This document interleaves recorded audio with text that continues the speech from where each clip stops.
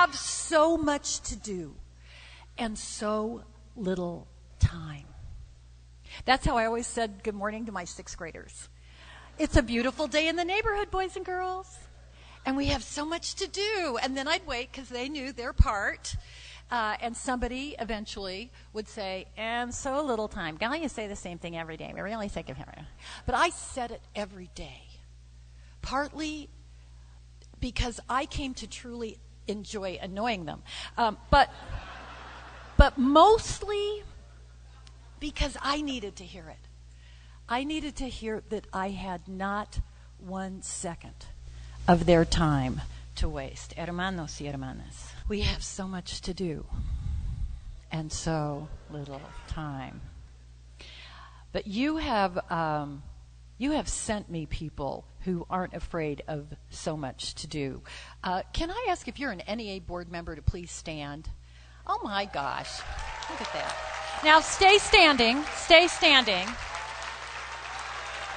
If you have ever served on the NEA board, on a committee, on a task force, if you have ever served in an NEA position, please stand. Look at that.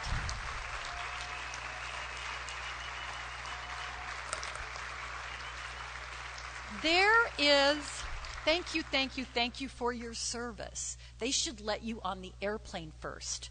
They really should.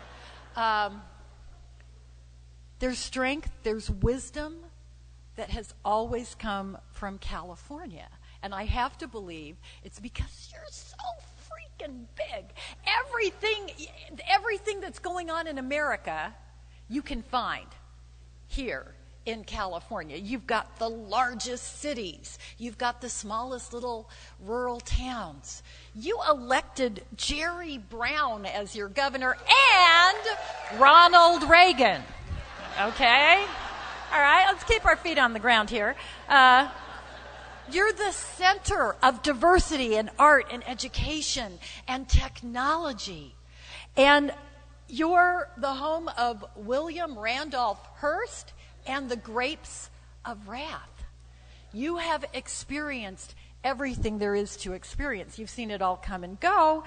And I'm used to people saying, things like, what goes around comes around. And we're seeing things repeat themselves. I am here to tell you I have never seen what I'm seeing today. This is different. This is completely different. And I reported to our NEA board the first board meeting we had after the presidential election, which was, I believe, like 416 years ago. Oh my God! Hasn't it been like forever? And I told them where I was on election night, and I told them where my husband Alberto. A lot of you know that we've been like waiting forever for his green card to come through, and he's got his green card. Yay! But here he was. He was in Mexico on election night at our house there, ready for a party. They had, like bottles of Mexican champagne. In England, or in English, it's pronounced tequila. Okay?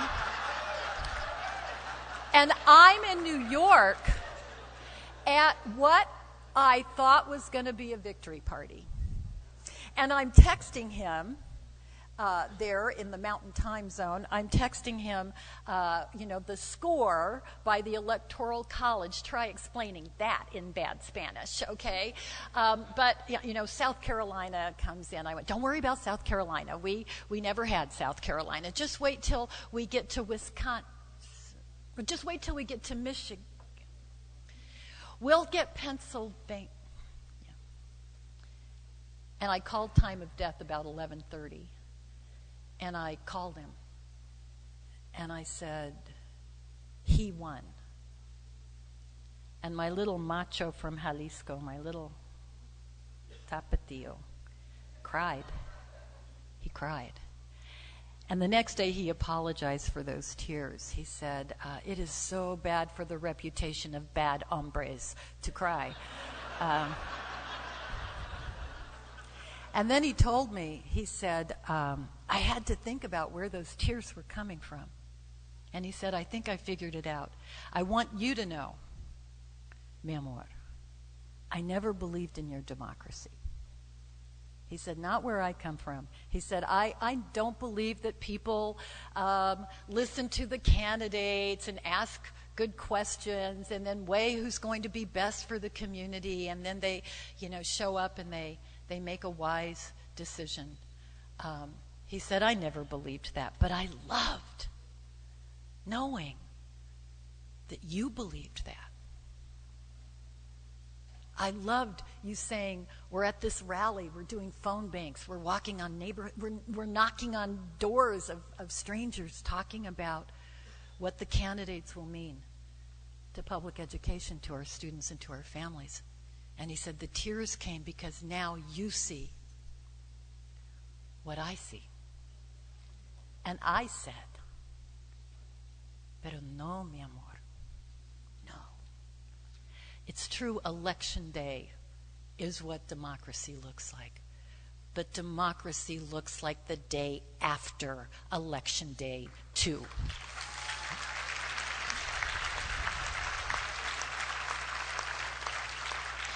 Now, let me explain that for me this is totally not partisan. Years ago, Trump told everyone he was a Democrat. Then he told everyone he's a Republican. Trump is not a Republican. Trump is not a Democrat. Trump is for Trump and for no one else. He is pathetically unprepared. He is dangerously unprincipled. Trump is a cancer on this country, and resistance is the remedy.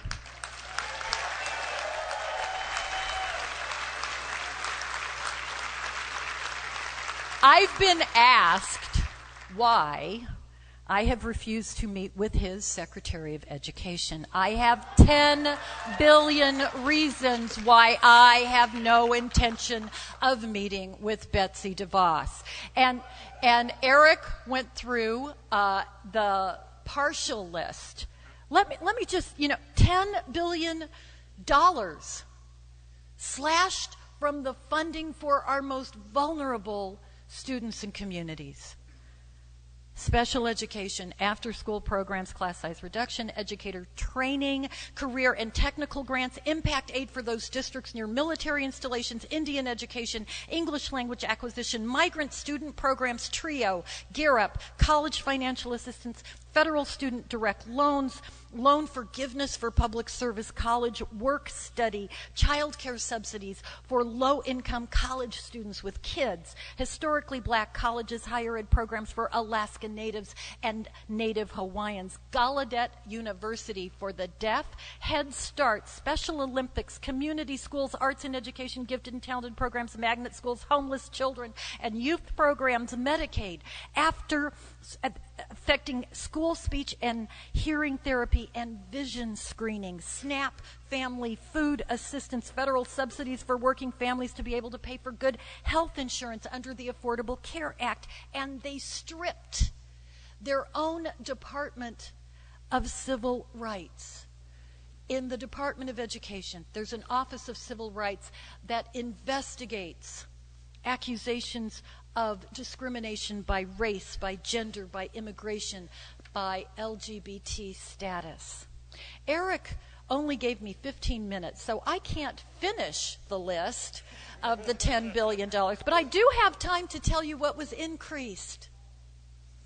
Vouchers, tax breaks for billionaires, building border walls, and the military.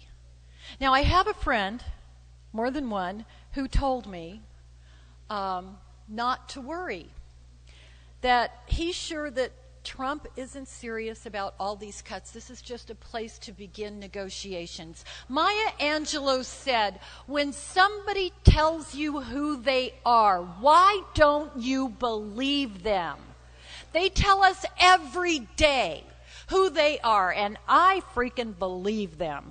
They represent those corporate profiteers who, by stealth or seizure or sabotage have used their powers to do one thing and one thing only, to close and privatize public schools, and mostly the ones that serve our students of color, keeping public education not only separate, not only unequal, but increasingly not public.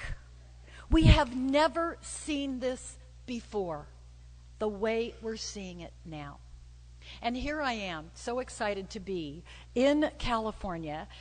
I love looking at you. I love looking. We're getting older, but we look good. We do look good. All in favor say aye. Okay. Had to do that. You are like one of our most beautifully diverse affiliates, and you are advocates to your core. You are activists, and you know how powerful you are. And you know that we are a threat to those corporate profiteers. And so that's a good thing. So they have decided, if we want this privatization agenda to go smoothly, we need to kill the unions.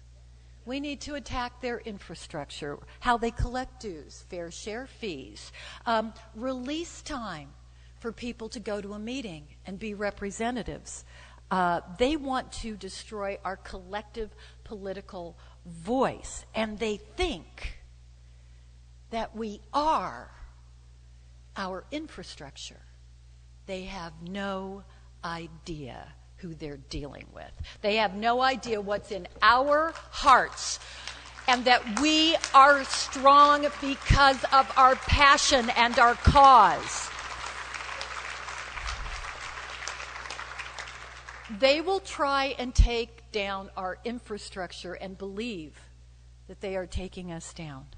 We will simply find new ways to grow, new ways to be strong. And I am telling you, my phone is ringing off the hook in Washington, D.C. by people who are hearing what we're doing. And they're saying, I'm representing an advocacy group. I'm representing the poor, or people who don't have health care, or people with disabilities. And I heard something you said, and I'm thinking maybe the NEA and your affiliates can work with us, parent groups, civil rights advocates, even the business community. There actually is an enlightened business community out there that says, we believe in public education. We despise what's happening in the Trump administration. We are building a coalition of allies that come from very diverse backgrounds, but they care about that future of that public school student as much as we do.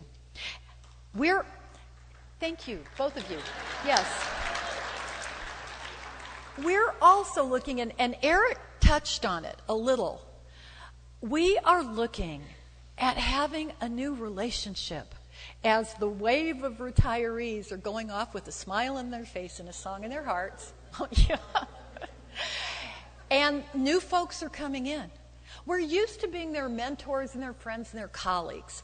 We don't always think, even down to our activist union souls, we don't always think to introduce ourselves to those new colleagues as union activists and invite them to be involved, invite them to join us, to talk about what your local, what CTA, what NEA is doing to support them, to lift them up, and to have them, because they all got in for the big bucks, right? All right? These new folks are in it for the same reasons we became educators, because they love those kids and they're excited.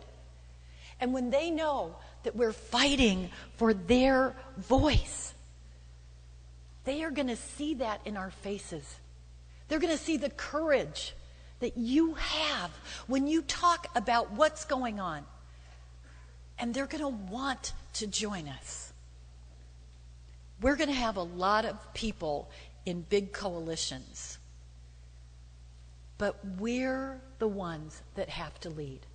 We can't wait for someone to take this on. This is what we were built for. The privateers and the profiteers have perfected their narrative, and we saw a lot of that in Los Angeles in that school board race. So here's the narrative. Public schools are failures. Private schools are good. And, parents are consumers. They should just be able to pick between a taxi and an Uber. They can pick between a public school and a private charter. What's wrong with that? What could go wrong except for everything? So it's so simple. And then they just say those things over and over and over and over again. Public school's bad, private school's good. And then they plug that narrative as it starts to click in people's minds. And here's what we should be doing. Now, by the way, their strategic plan, you ignore the wealthy communities because you have very satisfied customers there. 80% of the wealthiest families in America send their kids where? To their neighborhood public school. Why? It is a to-die-for public school. Have you driven through the McMansions and seen some of those schools? I want to be 16 years old again in those schools. Those parents sold a kidney to afford a house in that neighborhood because they wanted their kid to go to that public school. So ignore them. They like their schools.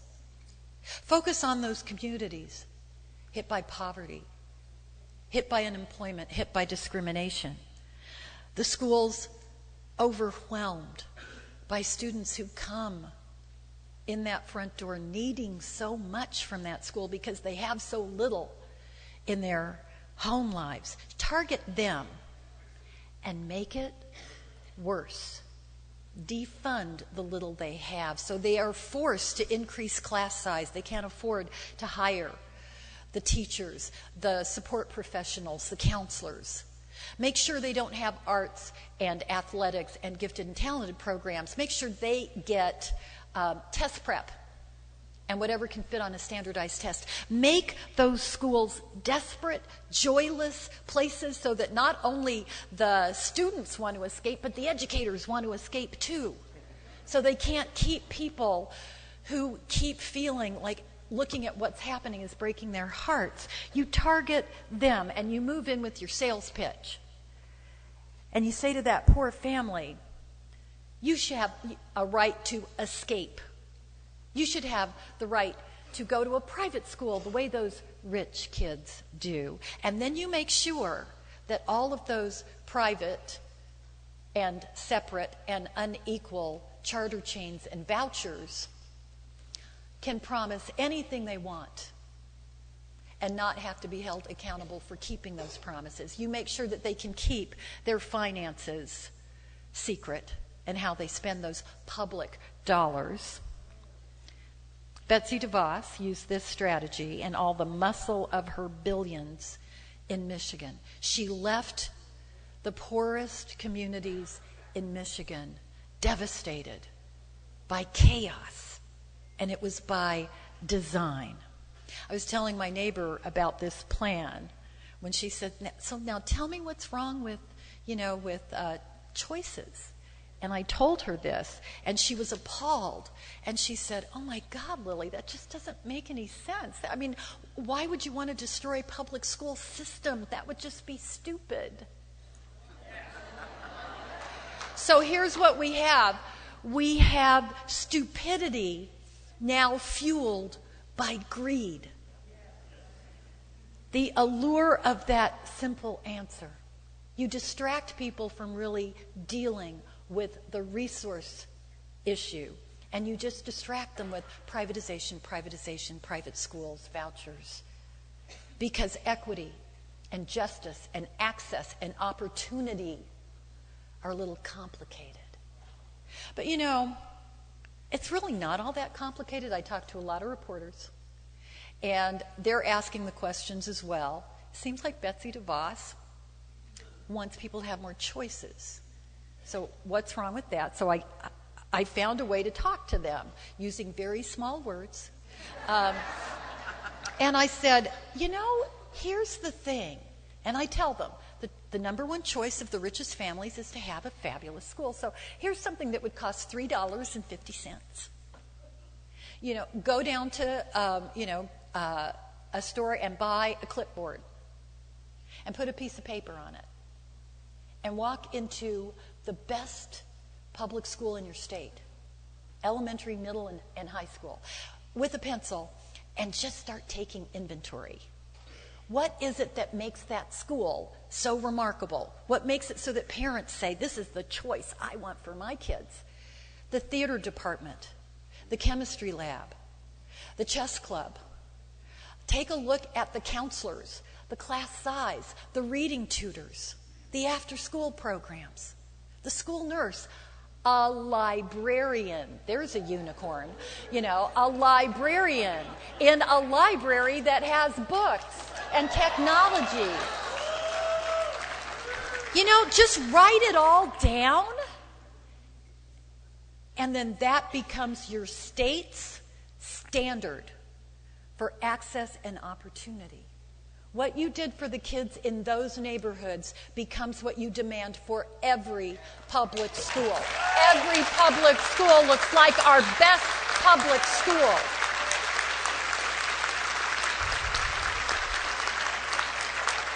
That's about the time when the reporter will roll his or her eyes and say, Lily, that's nice. But we can't afford that. So don't hurt them. Violence is not the answer. Sometimes. And I said, but we did afford it. We afforded all of that for these kids. What you're saying is we need to defend a system that funds schools so that some kids get everything. Some kids get what they need, and I wouldn't take one thing away from them. Their parents are right to say, my kid needs arts and athletics and all of that to succeed. They're right. What we want is to say we need a system that says what you do for the most advantaged, fortunate children, you do for the least advantaged, least fortunate children.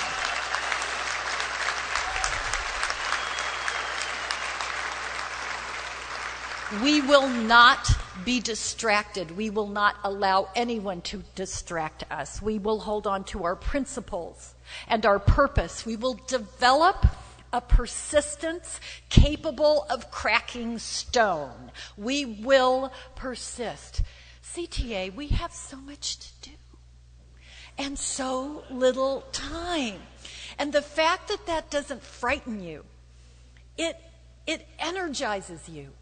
I have seen it time and time again. I saw UTLA work their tails off and deserve to win.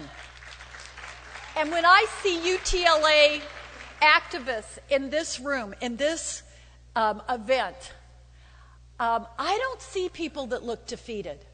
I see people that go, okay, now what did we learn from that? How are we going to come back stronger? They need us even more than they needed us before because of those school board members.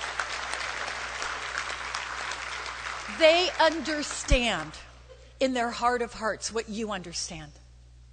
La única lucha perdida es la lucha abandonada. The only cause you lose is the cause you give up on. And we have no intention of giving up. We are fearless. We are woke. We are coming after them. We will fight. Go, fight, win, CTA. Mil gracias de mi corazón.